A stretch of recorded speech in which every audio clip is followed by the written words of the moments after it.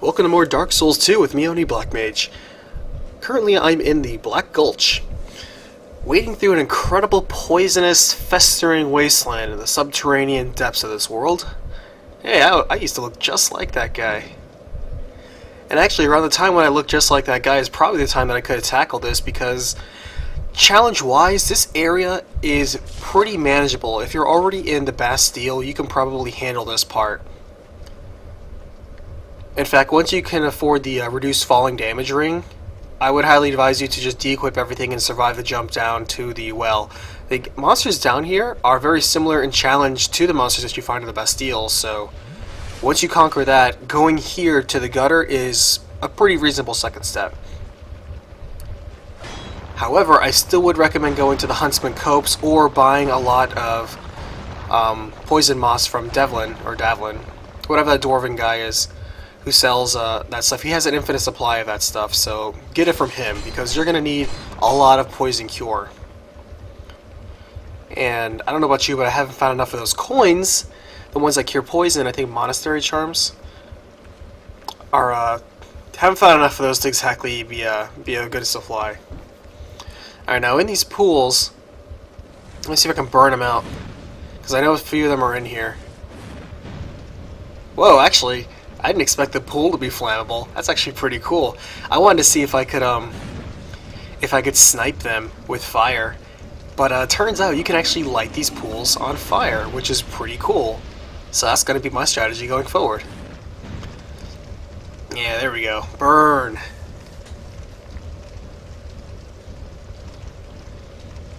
Need to work on my fire tossing skills. Oh, looks like I fished that one out a little early. And as I figured, most everything is very vulnerable to fire right here. In fact, you may want to start switching over your spell slots almost entirely to fire, with probably one or two exceptions for a soul arrow, your better one. Alright, these guys drop Titanite chunk, which is really useful. So farming these guys actually might be a good idea. These guys, the big guys, drop good experience.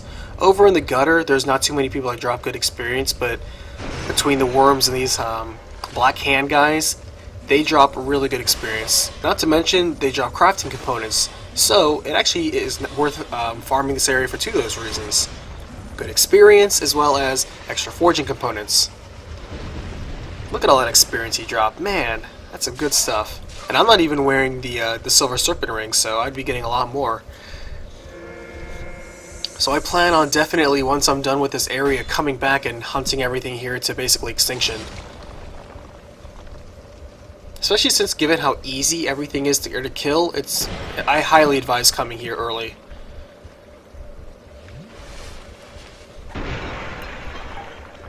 Can't ask for much better, where everything's weak, drops a lot of experience, and is really easy to kill. You just have to watch out for the poison, which is doable. Just approach the statues from the side and give it a quick slash. If you have a polearm, that's probably even better, like a spear. I can just slash it from a distance, even better.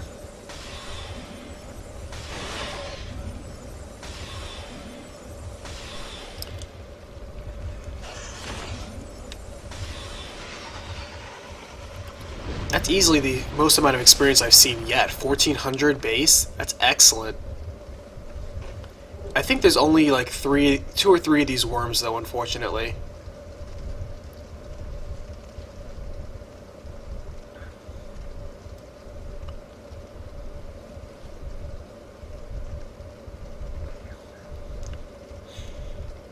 Alright, let's see.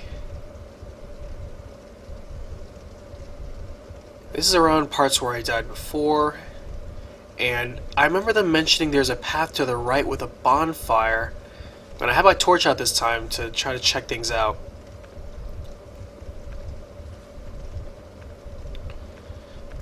It's gonna be time to smoke out some more of these guys.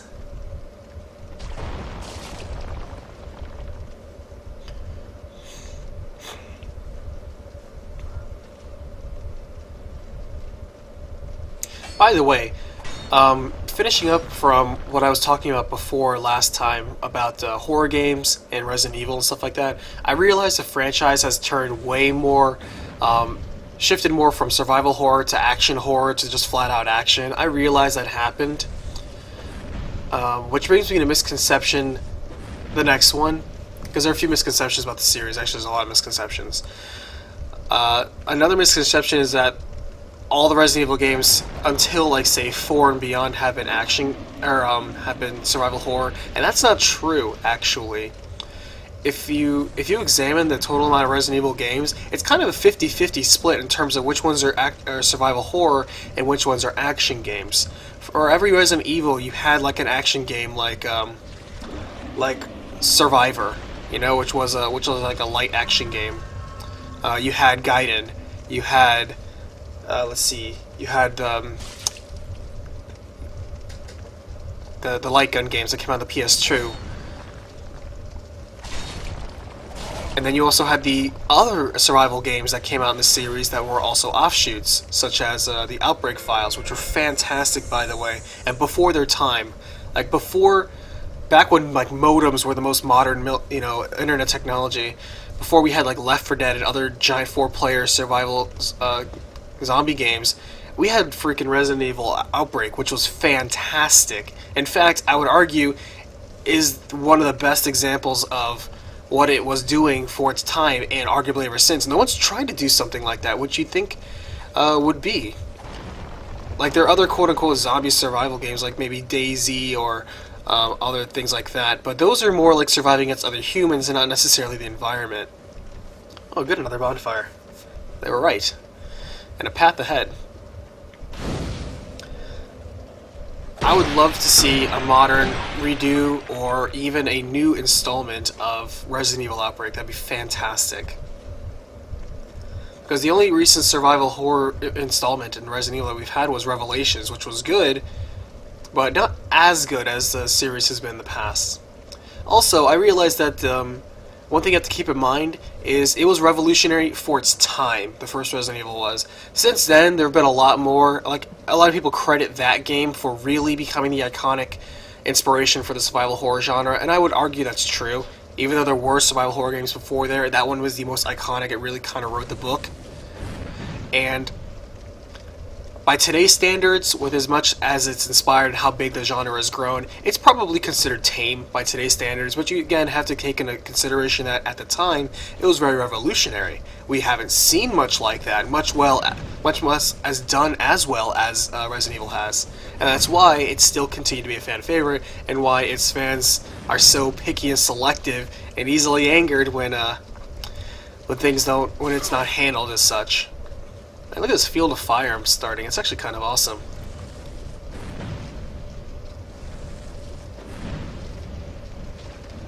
I want to say these guys spawn in the same spot every time, but I don't know for sure.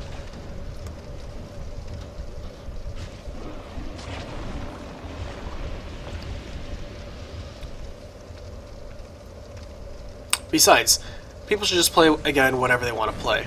If it's survival horror or an action horror, that's fine. What really matters is...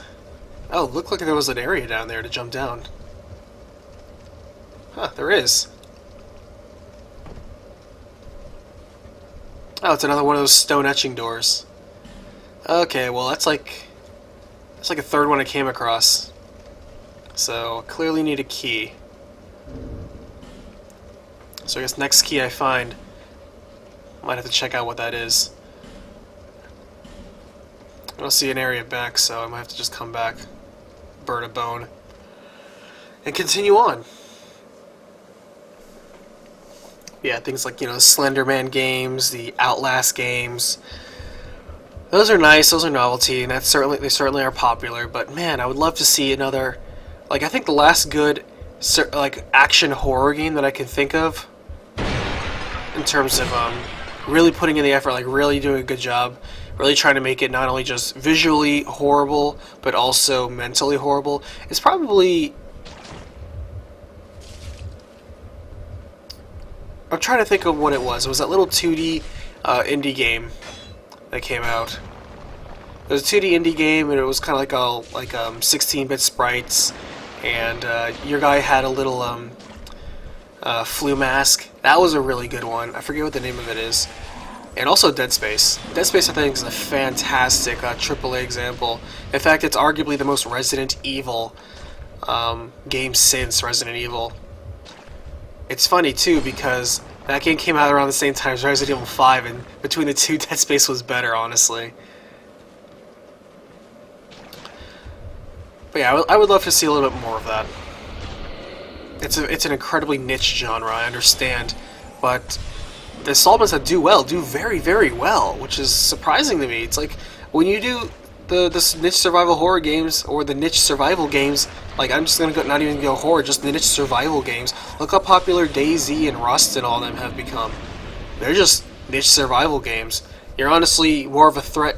Like, the biggest thing is, other people, really. In fact, the moment they wonder why there's such a savage community down there, and it's because the first moment you boot up the game, you're either shot in the face or assaulted by people, which encourages that behavior, which then perpetuates that behavior, because that's what people think that's how you have to play the game, and then you have a community of nothing but that.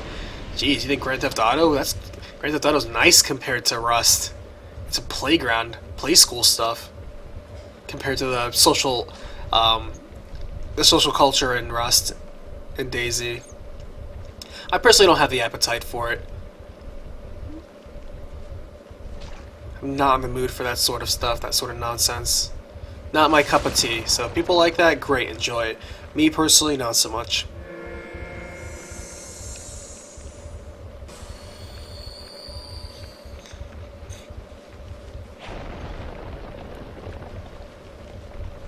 I would light that on fire, but I don't want to light the chest on fire. Yeah, I figured I'd be smacked in the face with that.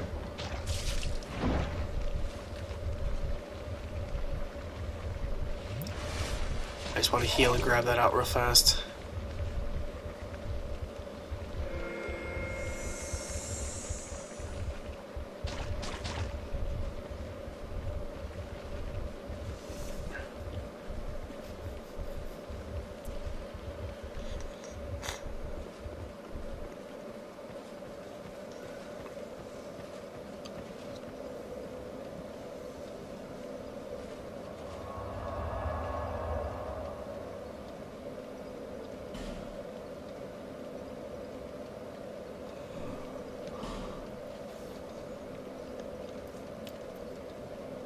I think it might be time to finally attract that big door.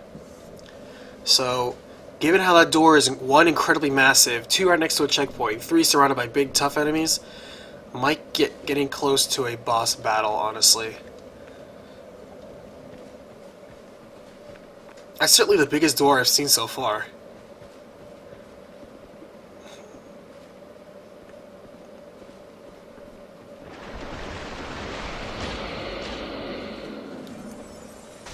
I'm gonna save my pyromancy for the big boss. Just take care of these guys with regular great soul arrows. I don't even bother with smaller soul arrows, it's almost no point.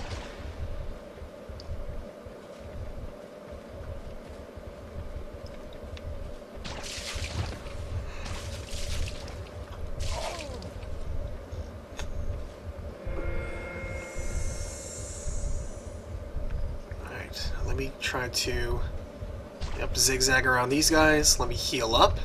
And let's see what's in store for the boss. Never hurts to go human. Just to test the waters with. Get that extra health. Alright, let's see what we're up against.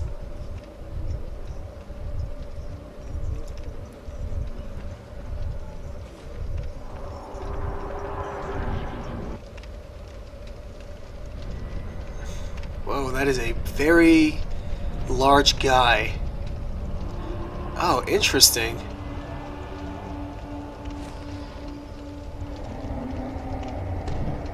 So he's the one been making these things? Great. Hate him already.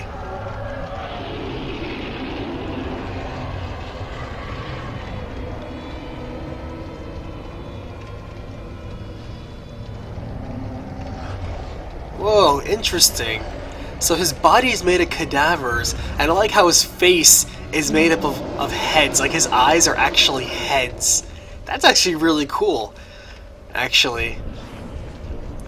Oh! Oh, I like this guy's design already. Whoa. Alright. A little bit tough there. I like how when he moves, the arms and the legs around him are what's moving him. This is easily, in my opinion, the best. Wow, okay, this fire is really hurting me. Ouch, okay. The fire hazard in this game is pretty tough. Which is funny because I wonder if I can, if I lure him onto the fire, if he'll take fire damage too.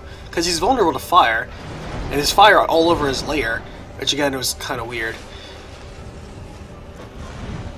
If I can lure him into the fire, maybe he'll take fire damage. Ouch, I need to learn how to stop rolling into fire myself. See? He's in the fire, but he's not taking fire damage. That's not cool. He should be taking environmental damage too.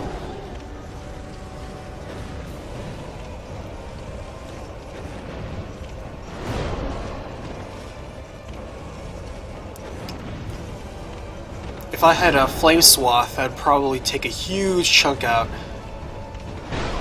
But I do not have it yet. I really should just take the time and go get it. I have everything I need to go get it. It helps straight. I see the flame right there. I can afford it with what I have now. I just never bothered. The rotten, huh? Is easily the most creative design I've seen so far. I like that. This sort of a unique visual style is exactly what I think attracts a lot of the art style for Dark Souls. Very appropriate. I was getting kind of tired of all the humanoid spear-wielding enemies. I like how he's one cadaver on his, he has one corpse on his shoulder just kind of crying out for help. I just might die from the fire first. Speaking of which, yeah. Oh, and I was so close on my first try. Ah. Alright. Well, there goes all those souls. I suppose I could farm, but you know what? I'm just going to come back with what I have, and I can pretty much beat him with what I've got. So we're going to cut forward ahead, of course do a quick death montage, and we will see about coming back.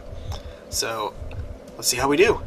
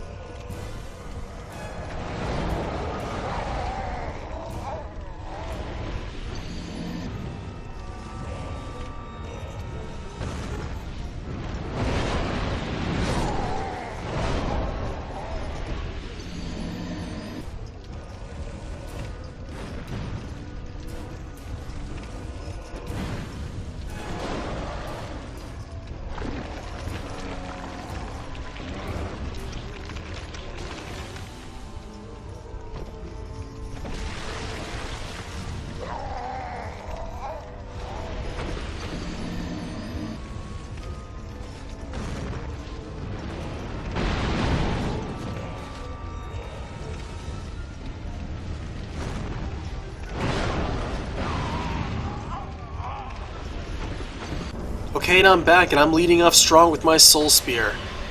The Rotten is certainly like a typical undead monster. He is very weak against fire, he has no particular protections against magic. Use your best fire spells. If you have Flame Swath, fantastic. Lingering Flame also does a good amount of damage as well. He leaves very large windows open for both healing as well as casting very long, timely magic. Pretty much every part of his body is vulnerable.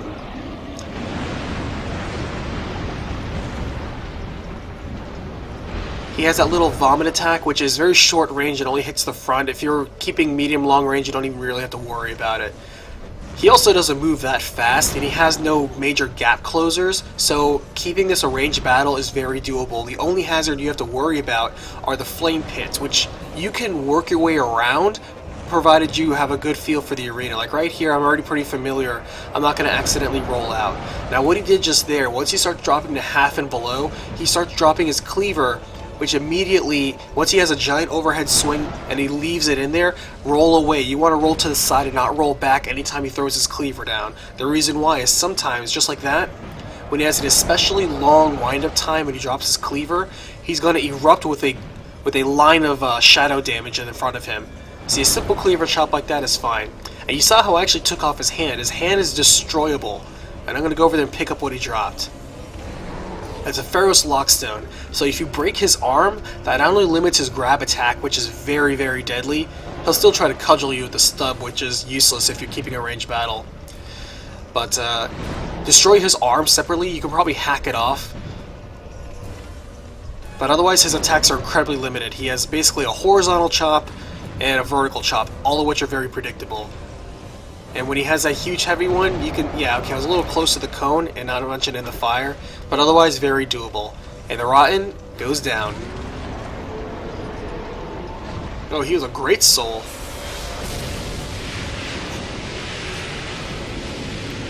Alright. Certainly worth a cheer. Beating up one of the great souls. And as you can see, you can deal with just basic fire magic. Better fire magic would only make it faster. I suggest equipping a fire ring to protect just in case you do step on the flames, which will hurt you and not him. Ooh, another fire seed. That's always fantastic.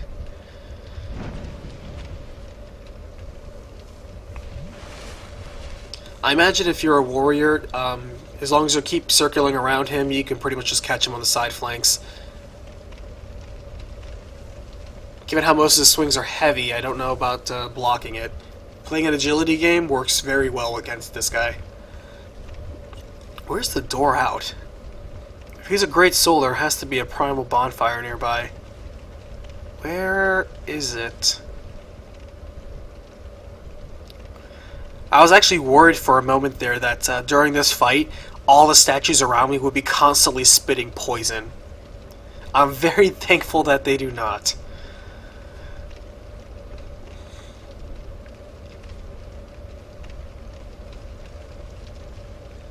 Currently trying to find for... oh, there it is. There's a way out. Alright.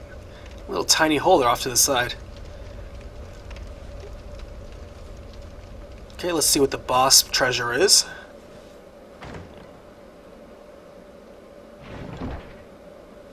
Oh, that's always fantastic. So another Estus Flask usage is going to power up. Getting ready for my +4 Estus Flask. Whew, there's some darkness. Alright, well we're done with this area. That is the next Primal Bonfire lit. That's number 2. Alright, well after this, I'm definitely going to go back to Majula, level up, cash in my souls, and do a little bit of farming. This is a good area to farm, honestly. Farm before leaving, so I'm going back to Black Gulch to farm. But again, thank you for watching. I appreciate all the support I've been getting so far. Any tips people have been leaving me, I really appreciate it. And as always, if you can, just leave a comment, leave a like if you like, and continue following me on as we continue on Dark Souls 2. Bye.